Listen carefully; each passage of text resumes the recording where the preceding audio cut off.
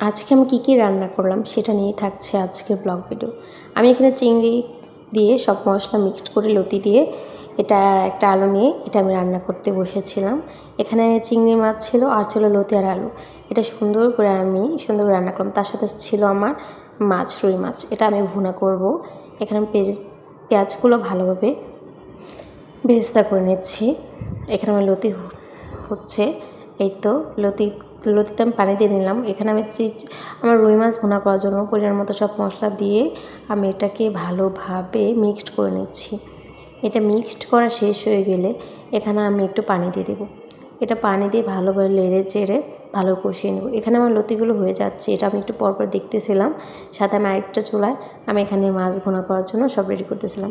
এটা ভালোভাবে পানি হয়ে গেলাম, এখানে আমার ফ্রাই করা মাছগুলো এখানে দিয়ে দিলাম।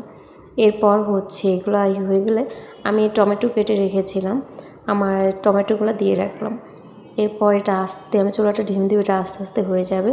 এই দেখুন আমার লতিটাও সুন্দর মাখা মাখা ভুনা হয়ে গেল। এই তো আমার আজকে রান্না এই পর্যন্ত। Bye bye, tata.